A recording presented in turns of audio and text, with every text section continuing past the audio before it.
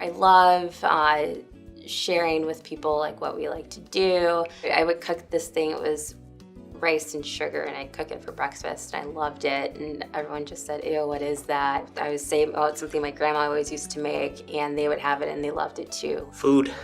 Love to cook. Love trying new restaurants. My dad's a really big cook. He's been cooking for the family since as long as I can remember. So just kind of sitting around in the kitchen watching them. It's just kind of like when we all really got a chance to hang out together.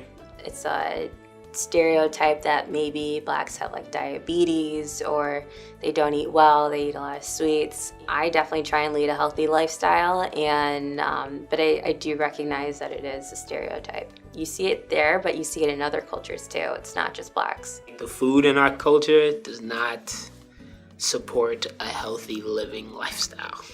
So it is a struggle to kind of find new ways and be creative. My parents shopped to like meet the demand of what everyone wanted instead of maybe forcing us to eat a little bit healthier. So I grew up on like soul food. So my dad could eat chicken every day for the rest of his life if he had it his way. Like 4 out of 7 days, probably not the healthiest thing in the world. When I would visit my grandparents, it was breakfast, like a big breakfast, and they would get offended if you didn't eat like all of your food. So it was like, no, you have to fill your plate up and you have to eat all of it.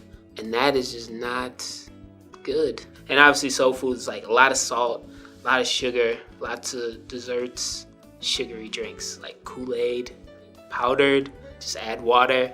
We never just add water, it'd be water and some sugar. And I don't think like my parents or my grandparents really knew like how bad all that sugar was for you. You know, it's just like as long as you brush your teeth, you're good. It's like, no, I don't think so. One thing that my mom used to do a lot is make cakes, and she'd make them for family dinners, and everyone loved them. They're made with like butter and 2% milk. And I definitely try and do the same thing. My mom's passed away, but I try and kind of keep that alive and make cakes. But my cakes are a little bit different. I won't use butter, I'll use margarine, skim milk, all of that. I've learned just not to tell them that they're different. I definitely shop a lot differently than how I was raised. I go to a produce aisle first thing. I always look at all of the things, like make sure it looks good. I always try and look for like meats with less fat on them. I always go for like turkey or chicken over beef. That's kind of my healthy grocery shopping list. No bread? No bread. Try to buy more like whole wheat or organic stuff if I can afford it, because that's usually the more expensive stuff. But yeah, that's kind of what I tend to buy more of now. Less bread. Black families love bread and crust and cornbread.